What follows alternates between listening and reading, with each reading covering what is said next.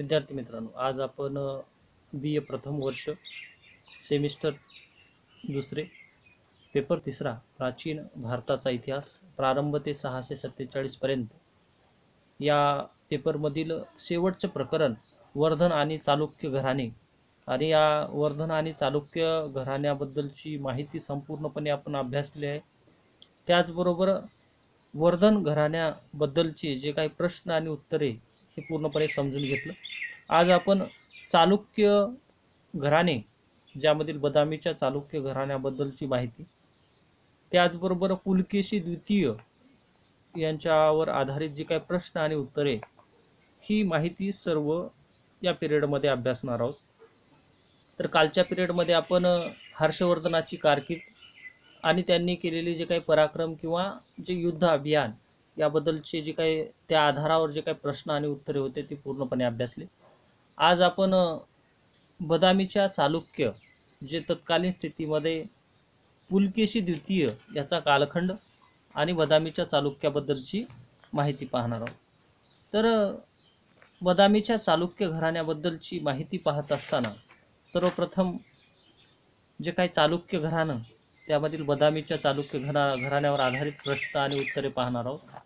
त्यामध्ये पहिला प्रश्न, इसवी सनाच्या 10व्या व 11व्या शतकात दक्षिण भारतात कोणती सत्ता सर्वशक्तिमान बनली होती? इसवी सनाच्या 10व्या व 11व्या शतकात दक्षिण भारतात चालुक्य सत्ता ही शक्तिमान बनली होती. पुढचा प्रश्न, चालुक्य घराण्याच्या किती शाखा होत्या? चालुक्य घराण्याच्या 3 शाखा होत्या. पुढचा प्रश्न, चालुक्य घराण्याच्या 3 शाखांची नावे कोणती? चालुक्य घराण्याच्या 3 शाखांची नावे म्हणजेच बदामीचे चालुक्य नंबर 1, नंबर 2 कल्याणीचे चालुक्य, नंबर 3 वेंगीचे चालुक्य. पुढचा प्रश्न,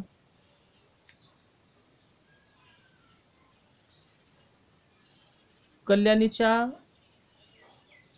पश्चिमी चालुक्यांनी कुणाचा पराभव केला होता? कल्याणीच्या पश्चिमी चालुक्यांनी राष्ट्रकूटांचा पराभव केला होता. पुढचा प्रश्न, बदामीच्या चालुक्य घराण्याचा राज्य कालावधी किंवा शासनकाळ कोणता होता? बदामीच्या चालुक्य काळात शाखेचा किंवा चालुक्य शाखेचा राज्य कालावधी किंवा कालखंड हा इसवी सन 550 ते 750 हा होता. पुढचा प्रश्न, चालुक्यांचे राजचिन्ह म्हणून कोणत्या बाबीला ओळखले जातं?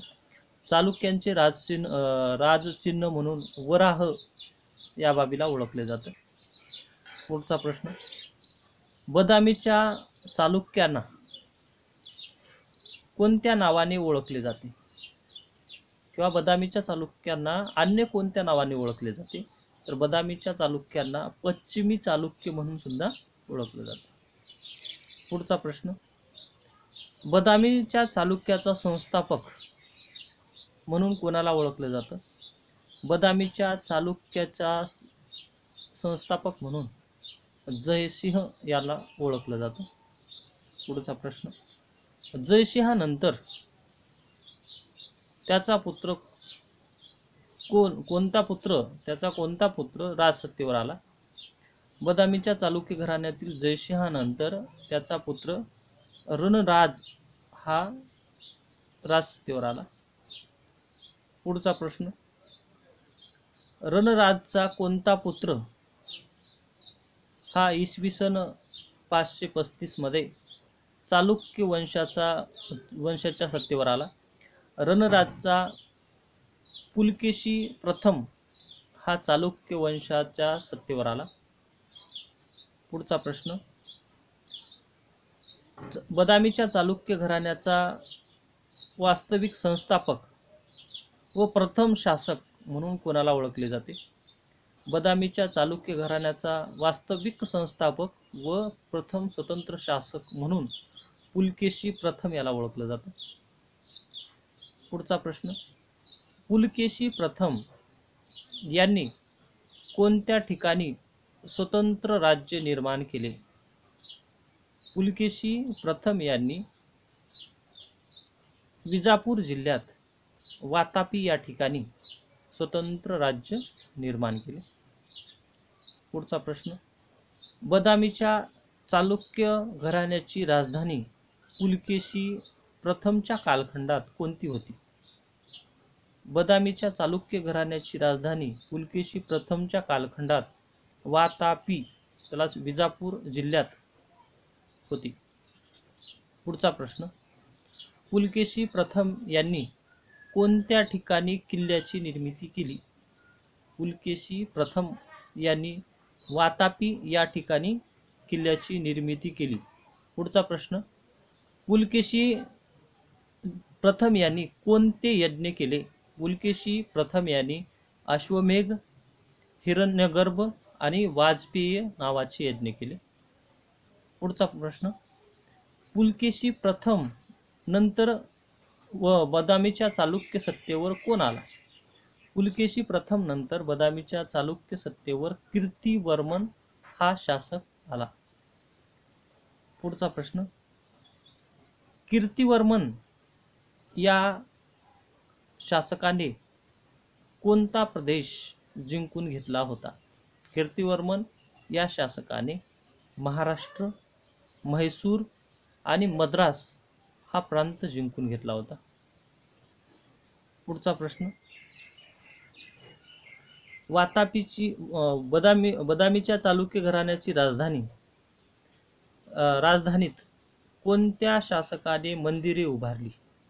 बदामीच्या चालुक्य घराण्यातील राजधानी वातापी या ठिकाणी कीर्तिवर्मन यांनी मंदिरे स्थापन केली किंवा उभारली. पुढचा प्रश्न, कीर्तिवर्मन नंतर बदामीच्या चालुक्य सत्तेवर कोण आला? कीर्तिवर्मन नंतर बदामीच्या चालुक्य सत्तेवर मंगलेश नावाचा शासक आला. पुढचा प्रश्न, मंगलेश या शासकाच्या मृत्यूनंतर कोणता शासक बदामीच्या चालुक्य घराण्यावर आला? मंगलेशच्या मृत्यूनंतर बदामीच्या चालुक्य शासन व्यवस्थेवर पुलकेशी द्वितीय हा आला. ही आतापर्यंत जी माहिती आपण पाहिली प्रश्न आणि उत्तरे हे बदामीच्या चालुक्य घराण्यावर आधारित म्हणजेच पुलकेशी द्वितीय अगोदर होऊन गेलेले सर्व शासक आणि त्यावर आधारित प्रश्न बघितले. आता आपल्या सिलेबसमध्ये जे पुलकेशी द्वितीय याचा कालखंड दिलाय त्यावर आधारित प्रश्न पाहू. आता पुलकेशी द्वितीय यावर आधारित प्रश्न पाहतात ना, पुलकेशी द्वितीय याचा शासनकाळ कोणता होता? पुलकेशी द्वितीय याचा शासनकाळ इसवी सन 609 ते 642 हा होता. पुढचा प्रश्न, पुलकेशी द्वितीयच्या काळातील परिस्थितीची माहिती कोणत्या अभिलेखातून मिळते? पुलकेशी द्वितीयच्या काळातील जी परिस्थितीची माहिती ही ऐहोळ या ठिकाणच्या अभिलेखावरून मिळते. पुढचा प्रश्न, पुलकेशी द्वितीयने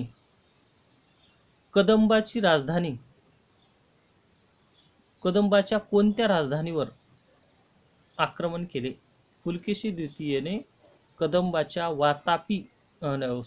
वनवासी नावाच्या राजधानीवर आक्रमण केले. पुढचा प्रश्न, पुलकेशी द्वितीयने कोणत्या दोन शासकाचा पराभव दक्षिण कर्नाटकमध्ये केला? पुलकेशी द्वितीयने दक्षिण कर्नाटकमध्ये आलूप व म्हैसूरच्या गंग शासकाचा पराभव केला. पुढचा प्रश्न, पुलकेशी द्वितीय यांनी कोणत्या शासकाशी नातेसंबंध निर्माण केले? पुलकेशी द्वितीय यांनी गंग शासकाशी किंवा राजघराण्याशी नातेसंबंध निर्माण केले.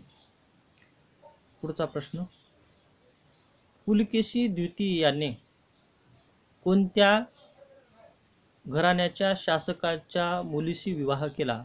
पुलकेशी द्वितीय यांनी गंग देशाच्या मुलीबरोबर विवाह केला? पुढचा प्रश्न, कोकण राजधानी पुरीवर आक्रमण करून कोणत्या शासकाचा पराभव केला? कोकण राजधानी पुरीवर आक्रमण करून मौर्य शासकाचा पराभव केला. पुढचा प्रश्न, पुलकेशी द्वितीय यांच्या अधीन असणारे शासक कोणते होते? पुलकेशी द्वितीय यांच्या अधीन असणारे शासक म्हणजेच लाट, माळव आणि गुर्जर हे पुलकेशी द्वितीय यांच्या अधीन असणारे राजे होते किंवा मांडलिक होते. पुढचा प्रश्न, पुलकेशी द्वितीय यांनी वर्धन घराण्याच्या कोणत्या शासकासोबत युद्ध केले? पुलकेशी द्वितीय यांनी हर्षवर्धनाशी म्हणजे वर्धन घराण्याच्या शासकाशी युद्ध केले. पुढचा प्रश्न, पुलकेशी द्वितीय यांनी हर्षवर्धनाविरुद्ध कोणत्या बंगालच्या शासकाची मदत घेतली? पुलकेशी द्वितीय यांनी हर्षवर्धनाच्या विरोधात बंगालच्या शशांक नावाच्या शासकाची मदत घेतली. पुढचा प्रश्न, पुलकेशी द्वितीयच्या हर्षवर्धनाच्या विरोधातील विजयाचा उल्लेख कोणत्या अभिलेखात आढळतो? पुलकेशी द्वितीयच्या विजयाचा उल्लेख ऐहोळ या ठिकाणच्या अभिलेखात आढळतो. पुढचा प्रश्न, हर्षवर्धनाच्या पराभवानंतर पुलकेशी द्वितीय यांनी कोणती पदवी धारण केली व उपाधी धारण केली? हर्षवर्धनाच्या पराभवानंतर पुलकेशी द्वितीय यांनी परमेश्वर नावाची उपाधी धारण केली. पुढचा प्रश्न, पुलकेशी द्वितीयचा समकालीन पल्लव राजा कोण होता? पुलकेशी द्वितीयचा समकालीन पल्लव राजा महेंद्रवर्मा प्रथम हा होता.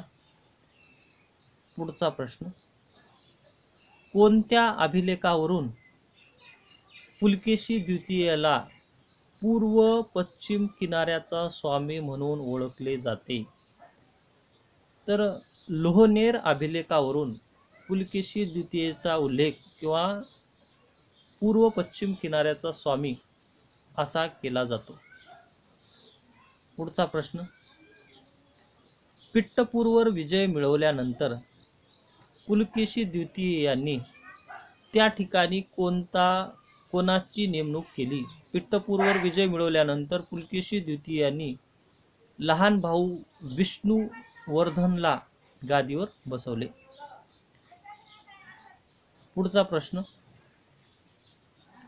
पल्लव राजा कीर्तिवर्माचा पराभव कोणत्या बदामीच्या चालुक्य शासकाने केला? पल्लव राजा कीर्तिवर्माचा पराभव पुलकेशी द्वितीय या शासकाने केला. पुढचा प्रश्न,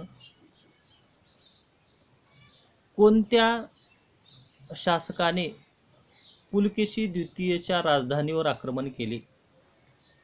नरसिंहवर्मा या शासकाने पुलकेशी द्वितीय यांच्या राजधानीवर आक्रमण केले.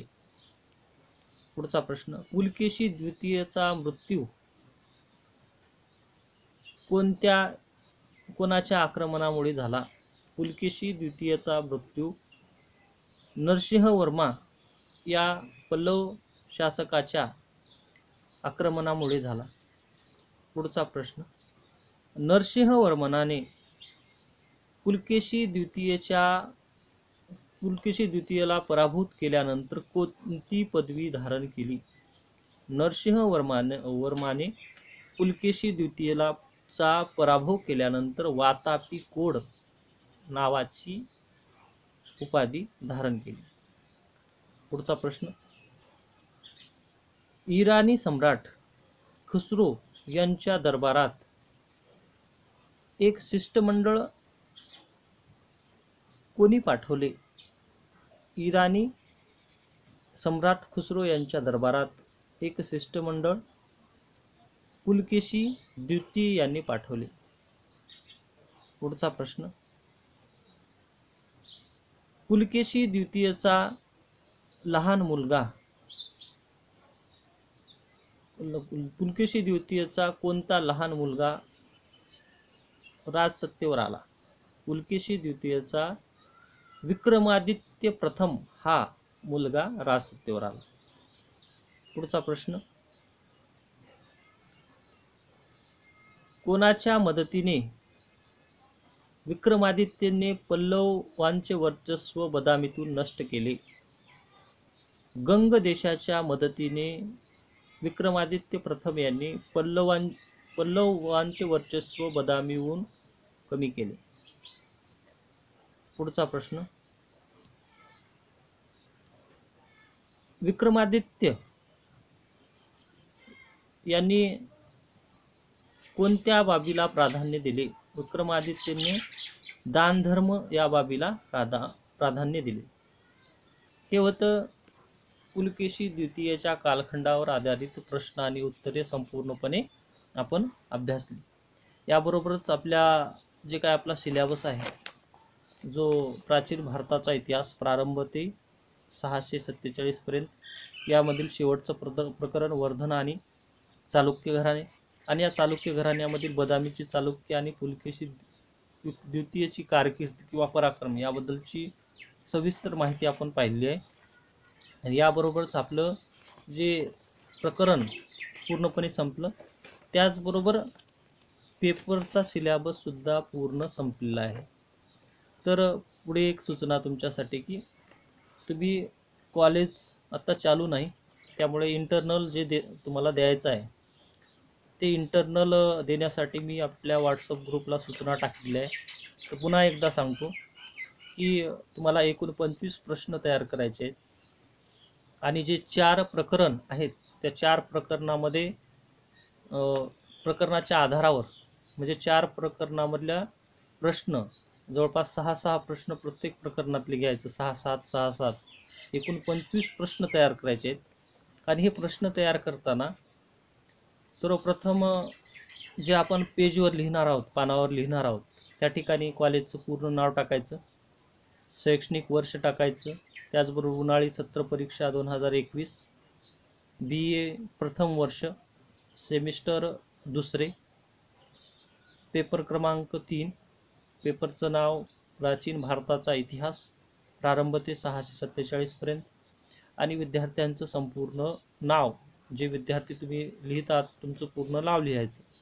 ही माहिती तुम्हाला व्हॉट्सअपला टाकलेली आहे, ती पाहून घ्या. आणि त्याच्या खाली प्रश्न लिहिण्यास सुरुवात करायची आहे.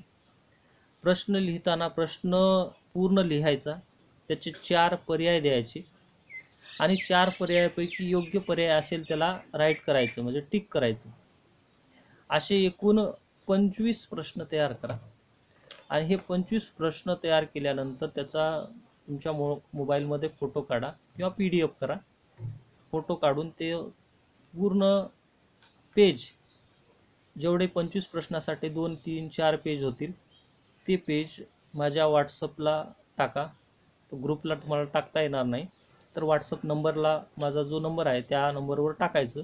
आणि टाकल्यानंतर त्याचे मार्क तुम्हाला मिळतील, म्हणजे 25 मार्क हे इंटरनलचे आहेत. आणि ज्यांनी इंटरनलचे प्रश्न दिले नाहीत त्यांना मार्क मिळणार नाही. म्हणून मार्क प्रत्येकाला परीक्षेसाठी आवश्यक आहे. त्यासाठी तुम्ही 25 प्रश्न सोडवा आणि 25 प्रश्न हे माझ्या मोबाईलला टाका. आणि हे 25 प्रश्न म्हणजे तुमचे इंटरनल, म्हणजे तुम्हाला कॉलेजमध्ये येऊन प्रश्न आणि उत्तरे किंवा इंटरनल द्यायची आवश्यकता नाही, तर यावरच पूर्ण बाब अवलंबून आहे. तर पुन्हा एकदा सूचना केलो आणि पुन्हा एकदा करत आहे. आणि याबरोबरच आपला जो सिलेबस आहे तो पूर्णपणे संपलेला आहे.